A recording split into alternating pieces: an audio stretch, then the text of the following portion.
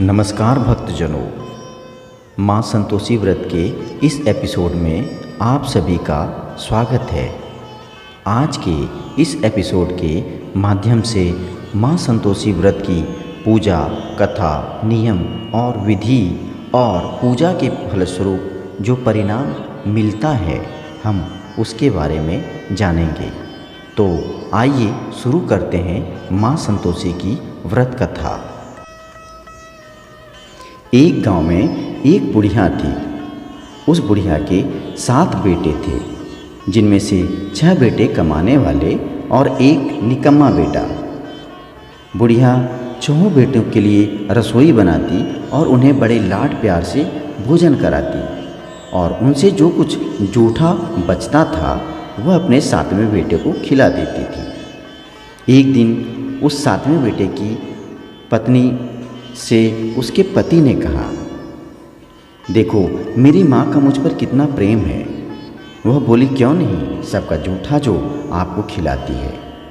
वह बोला, ऐसा नहीं हो सकता है, मैं जब तक आँखों से देख न लूँ मान नहीं सकता। तब उसकी पत्नी हंसकर बोली, देख लोगे तब मानोगे ना। कुछ दिन के बाद त्योहार आया। घर में 7 प्रकार के भोजन और चूरमे के लड्डू बने। वह जांचने को सिर में दुख का बहाना कर पतला वस्त्र सिर पर ओढ़े रसोई घर में सो गया। वह कपड़े में से सब देखता रहा। 6 भाई भोजन करने आए। उसने देखा माँ ने उनके लिए सुंदर आसन बिछाकर नाना प्रकार की रसोई परोसी और आग्रह करके उन्हें जमाया, और वह इन सब चीज़ों को चादर के अंदर से भली भांति देखता रहा। 6 का भोजन जब समाप्त हो गया, तब उसकी माँ ने उनकी जूठी थालियों में से लड्डुओं के टुकड़े उठाकर एक लड्डू बनाया। जूठन साफ कर बुढ़िया माँ ने उसे पुकारा, बेटा 6 भाई भोजन कर चुके हैं, अब तू ही एक बाकी है, उठ तू कब खाएगा। वह कहने लगा, माँ मुझे भूख नहीं है, मुझे भोजन नहीं करना, मैं अब परदेश जा रहा हूँ। माँ ने कहा, कल जाता हो तो आज चला जा। वह बोला, हाँ आज ही जा रहा हूँ। यह कहकर वह घर से निकल गया। चलते समय उसे पत्नी की याद आ गई। वह गौशाला में कंडे यानी उपले थाप रही थी। वह वहाँ जाकर बोला, हम जावें परदेश, आवेंगे कुछ काल, तुम रहियो संतोष से धर्म आपनो पाल। तो इस पर पत्नी ने जवाब दिया, जाओ पिया आनंद से, हमारो सोच हटाए, राम भरोसे हम रहें, ईश्वर तुम्हें सहाय। 2 निशानी आपन देख धरूं मैं धीर, सुधिमती हमारी विसारियो, रखियो मन गंभीर। वह बोला, मेरे पास तो कुछ भी नहीं है, यह अंगूठी है, सो ले लो और अपनी कुछ निशानी मुझे भी दे दो। वह बोली, मेरे पास क्या है, यह गोबर भरा हाथ है। यह कहकर उसकी पीठ पर गोबर के हाथ का थाप मार दिया, और इसके बाद उसका पति वहाँ से दूर एक परदेश चला गया। वह जब परदेश पहुँचा तो वहाँ एक साहूकार की दुकान पर जाकर कहने लगा, भाई मुझे नौकरी पर रख लो। साहूकार को ज़रूरत थी। वह बोला, रह जा।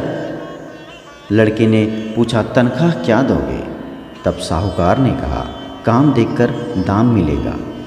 साहूकार की नौकरी में वह सुबह 7 बजे से 10 बजे तक अपनी ड्यूटी करने लगा। कुछ दिनों के बाद दुकान का सारा लेन देन, हिसाब किताब, ग्राहकों को माल बेचना, सारा काम वह खुद से ही करने लगा। साहूकार के 7-8 नौकर भी थे। वे सब इसके काम को देखकर बहुत जलनशील हो गए, और वह ये समझने लगे कि यह तो 7-8 दिन के अंदर ही बहुत होशियार भी हो गया है। जब सेठ ने भी इसका काम देखा तो और 3 महीने में ही उसे आधे मुनाफे का उन्होंने इसे हिस्सादार बनाने का सोच लिया और बना भी दिया। वह कुछ वर्ष में ही नामी सेठ भी बन गया और मालिक सारा कारोबार उस पर छोड़कर चला गया। इधर उसकी पत्नी को सास और ससुर दुख देने लगे। सारे गृहस्थी का काम करा के उसे लकड़ी लेने जंगल में भेजते। इस बीच घर के आटे से जो भूसी निकलती उसी का रोटी बनाकर रख दिया जाता और फूटे नारियल के नारेली में पानी दे दिया जाता। एक दिन वह लड़की अपने जंगल के लिए जा रही थी, तभी उसे रास्ते में बहुत सारी स्त्रियां माँ संतोषी का व्रत करती दिखाई पड़ी। वह वहाँ खड़ी होकर कथा सुनने लगी और पूछा, बहनों, तुम किस देवता का व्रत कर रही हो और उसके करने से क्या फल मिलता है? यदि तुम इस व्रत का विधान मुझे समझा कर कहोगे तो मैं तुम्हारा बड़ा एहसान मानूंगी। तब उनमें से एक स्त्री बोली, सुनो, यह संतोषी माता का व्रत है। इसके करने से निर्धनता, दरिद्रता का नाश होता है और जो कुछ मन में कामना हो वह सब संतोषी माँ की कृपा से पूरी हो जाती है। तब उसने उससे व्रत की विधि भी पूछ डाली तो वह संतोषी माँ की वृद्धि उसे बताती है। वह भक्तिनी स्त्री बोली, 1.25 आने का गुड़ और चना लेना, इच्छा हो तो 5.25 आने का ले लेना या 1.25 रुपये का भी अपनी सहूलियत के हिसाब से ले सकती हो। बिना परेशानी और श्रद्धा व प्रेम से जितना बढ़े उतना ही लेना। प्रत्येक शुक्रवार को निराहार रहकर कथा सुनना, इसके बीच क्रम टूटे नहीं, लगातार नियमों का पालन करते रहना। अगर सुनने वाला तुम्हारे साथ कोई नहीं मिले तो घी का दीपक जला देना या जल के एक पात्र को सामने रखकर कथा कहना। जब तक कार्य सिद्ध न हो तब तक नियम का पालन करना और कार्य के सिद्ध हो जाने पर व्रत का उद्यापन करना।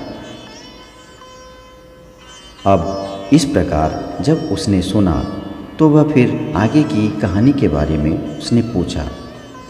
3 मास में माता पूरे फल को प्रदान कर देती है। यदि किसी ग्रह के खोटे भी हों तो भी माता वर्ष भर में कार्य सिद्ध कर ही देती है। फल सिद्ध होने पर हमें उद्यापन करना चाहिए, इसके बीच में नहीं। और उद्यापन में 2.5 सेर आटे का खाजा तथा इसी परिणाम से खीर तथा चने का साग भी करना चाहिए। 8 लड़कों को भोजन कराना, जहाँ तक मिले देवर, जेठ, भाई बंधु के हों, ना मिले तो रिश्तेदारों और पास पड़ोसियों को बुलाना, उन्हें भोजन कराकर यथाशक्ति दक्षिणा दे माता का नियम पूरा करना। उस दिन घर में खटाई ना खाना। यह सुन बुढ़िया के लड़के की बहू चल दी। अब व्रत का पालन करना और माँ संतोषी का दर्शन देना हम यह सुनेंगे। रास्ते में लकड़ी के बोझ को बेच दिया और उन पैसों से गुड़ और चना लेकर माता का व्रत करने की वह तैयारी करने लगी और सामने मंदिर में देखकर वह इसी मंदिर में जाकर बैठ गई और पंडित जी से पूछी कि यह किसका मंदिर है। सब कहने लगे कि यह माँ संतोषी का मंदिर है। यह सुनकर माता के मंदिर में जाकर वह चरणों में लौटने लगी। वह दीनतापूर्वक विनती करने लगी, माँ, मैं निपट अज्ञानी हूँ, व्रत के कुछ भी नियम नहीं जानती, मैं दुखी हूँ। हे माता जगत जननी, मेरा दुख दूर कर, मैं तेरी शरण में हूँ। माता को दया आ गई। एक शुक्रवार बीता कि दूसरे को उसके पति का पत्र आया और तीसरे शुक्रवार को उसका भेजा हुआ पैसा आ पहुंचा। यह देख जेठ जेठानी का मुंह सिकुड़ने लगे। लड़के ताने देने लगे, काकी के पास पत्र आने लगे हैं, रुपया आने लगा है, अब तो काकी की खातिर बढ़ेगी। बेचारी सरलता से कहती, भैया कागज आवे रुपया आवे हम सबके लिए अच्छा है। ऐसा कहकर आंखों में आंसू भरकर माता संतोषी के मंदिर में आ मातेश्वरी के चरणों में वह गिरकर रोने लगी। माँ, मैंने तुमसे पैसा कब मांगा है? मुझे पैसे से क्या काम है? मुझे तो अपने सुहाग से काम है। मैं तो अपने स्वामी के दर्शन मांगती हूँ। तब माता ने प्रसन्न होकर कहा, जा बेटी, तेरा स्वामी आएगा। यह सुनकर वह खुशी के मारे बावली होकर घर में जाकर काम करने लगी।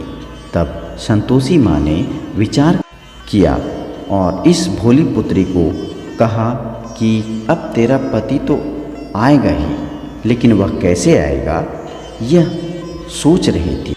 उसके पति को याद दिलाने के लिए मुझे वहाँ जाना ही पड़ेगा।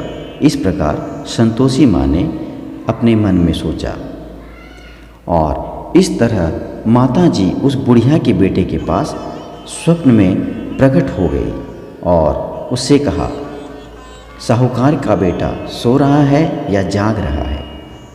वह कहने लगा, माता सोता भी नहीं जागता भी नहीं हूँ, कहो क्या आज्ञा है? तो माँ संतोषी कहने लगी, तेरे घर बार कुछ हैं कि नहीं? वह बोला, मेरे पास सब कुछ है माँ, बाप, बहू, क्या कमी है? तो माँ बोलती हैं, भोले पुत्र, तेरी बहुत घोर कष्ट में रह रही है। तेरे माँ बाप उसे परेशानी दे रहे हैं। वह तेरे लिए तरस रही है, तू उसकी सुध ले। वह बोला, हाँ माता जी, यह तो मालूम है, परंतु जाऊँ तो जाऊँ कैसे? परदेश की बात है, लेन देन का कोई हिसाब नहीं है, कोई जाने का रास्ता नहीं आता, कैसे चला जाऊँ? माँ कहने लगी, मेरी बात मान। सवेरे नहा धोकर संतोषी माता का नाम ले, घी का दीपक जला दंडवत कर दुकान पर बैठ जा। देखते देखते तुम्हारा सारा लेन देन चुक जाएगा, जमा का माल बिक जाएगा, सांझ होते धन का भारी ढेर लग जाएगा। अब बूढ़े की बात मानकर वह नहा धोकर माँ संतोषी को दंडवत कर दीप जलाकर अपनी दुकान में बैठ गया। थोड़ी देर में देने वाला रुपया लेकर आने लगे और हिसाब लेने वाला उसके पास पहुंच गए। कोठे में भरे सामान के खरीदार नगद दाम दे सौदा करने लगे। शाम तक धन का भारी ढेर लग गया। मन में माता का नाम ले चमत्कार देख वह प्रसन्न होकर घर के लिए निकलने का सोचा और घर के वास्ते गहना, कपड़ा, सामान आदि खरीदने लगा। यहाँ काम से निपटकर तुरंत घर को रवाना हुआ और उस तरफ उसकी पत्नी जंगल में लकड़ी लेने जाती है। लौटते वक्त माता जी के मंदिर में विश्राम करती है। वह तो उसके प्रतिदिन रुकने का जो स्थान ठहरा। धूल उड़ती देख वह माता से पूछती है, हे माता, यह धूल कैसी उड़ रही है? तब संतोषी माँ कहती हैं, हे पुत्री, तेरा पति आ रहा है। अब तू ऐसा कर, लकड़ियों का 3 बोझ बना ले, एक नदी के किनारे रख और दूसरा मेरे मंदिर पर और तीसरा अपना सिर पर। तेरे पति को लकड़ियों का गट्ठर देख मोह पैदा होगा। वह यहाँ रुकेगा, नाश्ता पानी खाकर माँ से मिलने जाएगा। तब तू लकड़ियों का बोझ उठाकर जाना और चौक में गट्ठर डालकर जोर से आवाज़ लगाना, लो सासू जी, लकड़ियों का गट्ठर लो, भूसी की रोटी दो, नारियल के खोपरे में पानी दो, आज मेहमान कौन आया है। माता जी से बहुत अच्छा कहकर वह प्रसन्न मन से लकड़ियों के 3 गट्ठर बनाई और एक नदी के किनारे रखकर दूसरा मंदिर में और तीसरा अपने सर पर लेकर निकल गए। इतने में मुसाफिर वहाँ आ पहुँचा। सूखी लकड़ी देखकर उसकी इच्छा उत्पन्न हुई कि हम यहीं पर विश्राम करें और भोजन बनाकर खा पीकर गांव जाएं। इस तरह रुककर वह भोजन बना करके वहाँ खाना पीना खाकर विश्राम करके गांव को निकल गया। सबसे वह मिला भी और उस समय सिर पर लकड़ी का गट्ठर लिए वह उतावली सी आती है। लकड़ियों का भारी बोझ आंगन में डालकर जोर से 3 आवाज़ देती है, लो सासू जी, लकड़ियों का गट्ठर लो, भूसी की रोटी दो, आज मेहमान कौन आया है। यह सुनकर उसकी सास बाहर आकर अपने दिए हुए कष्टों को भुलाने हेतु कहती है, बहू ऐसा क्यों कहती हो, तेरा मालिक ही तो आया है। आ बैठ, मीठा भात खा, भोजन कर, कपड़े गहने पहन। उसकी आवाज़ सुन उसका पति बाहर आता है। अंगूठी देख वह व्याकुल हो जाता है। माँ से पूछता है, माँ यह कौन है। माँ बोली, बेटा यह तेरी बहू है। जब से तू गया है तब से सारे गांव में भटकती फिरती है, घर का काम काज कुछ नहीं करती, 4 पहर आकर खा जाती है। वह बोला, ठीक है माँ, मैंने इसे भी देखा और तुम्हें भी। अब दूसरे घर की ताली दो, उसमें मैं रहूँगा। माँ बोली, ठीक है, जैसी तेरी मर्जी। तब वह दूसरे मकान की तीसरी मंजिल का कमरा खोलकर उसमें अपना सारा सामान जमाने लगा और एक ही दिन में राजा के महल कई जैसा उसने ठाट पाट बना लिया। अब क्या था, बहू सुख भोगने लगी। इतने में शुक्रवार आ गया। उसने पति से कहा, माँ संतोषी माता के व्रत का उद्यापन मुझे करना है। तो पति बोला, खुशी से कर लो। वह उद्यापन की तैयारी करने लगी। जिठानी के लड़कों को भोजन के लिए कहने लगी। उन्होंने मंजूर किया, परंतु पीछे से जिठानी ने अपने बच्चों को सिखाया, देखो भोजन के समय खटाई मांगना, जिससे उसका उद्यापन पूरा ना हो। लड़के जिमने आए, खीर खाना पेट भर कर खाया, परंतु बाद में खाते ही कहने लगे, हमें खटाई दो, खीर खाना हमको नहीं भाता, देखकर अरुचि होती है।